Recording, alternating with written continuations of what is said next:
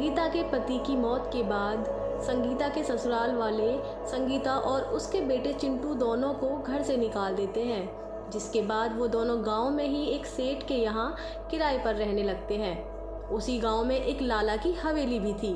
लाला की 3 बेटियां थीं, लेकिन एक दुर्घटना के दौरान लाला और उसकी तीनों बेटियों की मौत हो जाती है और लाला की तीनों बेटियों की आत्मा उस हवेली में भटकने लगती है। अरे यार महेश, लाला तो मर गया और उसकी तीनों बेटियां भी मर गई हैं।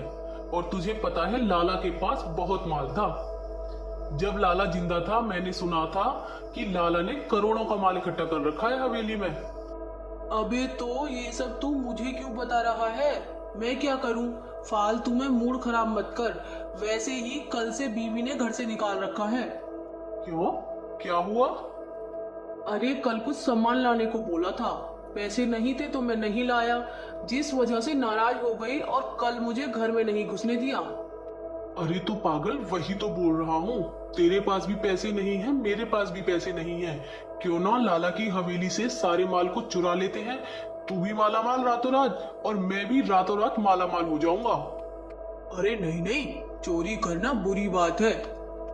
अरे पागल, उस माल का होना ही क्या है, सड़ जाएगा पड़े पड़े हवेली में। मैं कहता हूँ दोनों सारा माल उड़ा लेते हैं। महेश सुरेश की बात के बारे में बहुत सोचता है और चोरी करने के लिए मान जाता है। अगले दिन सभी गांव वालों से छुपकर महेश और सुरेश हवेली में पहुंच जाते हैं। हवेली की हालत बहुत खराब हो चुकी होती है, जिस वजह से सुरेश और महेश दोनों बहुत डर रहे होते हैं, लेकिन फिर डरते डरते माल ढूंढने लगते हैं। अरे देख, ये दोनों यहाँ क्या कर रहे हैं? लगता है ये हमारी हवेली में चोरी करने आए हैं। लगता तो ऐसा ही है। चलिए ना सबक सिखाते हैं। इतना कहकर तीनों चुड़ैलें सुरेश और महेश को घेर लेती हैं। 3 चुड़ैलों को देखकर सुरेश और महेश बहुत डर जाते हैं और डर के मारे दोनों बेहोश हो जाते हैं। अरे ये दोनों तो बिना कुछ किए ही बेहोश हो गए। अब इनका क्या करें?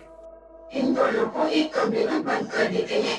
अगर ये बाहर गए तो ये दोनों गांव वालों को हमारे बारे में बता देंगे।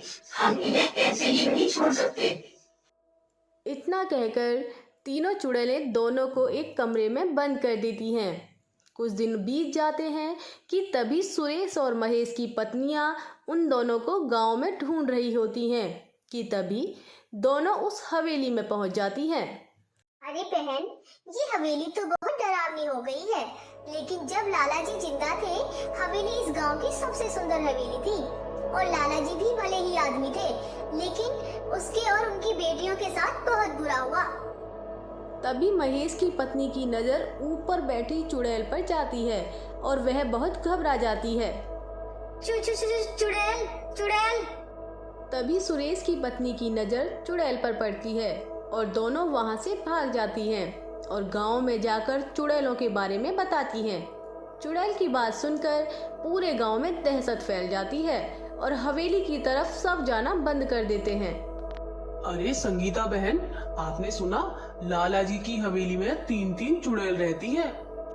सुना तो यही है रामू भैया, कहीं हमारे गांव पर चुड़ैलों का साया ना आ जाए।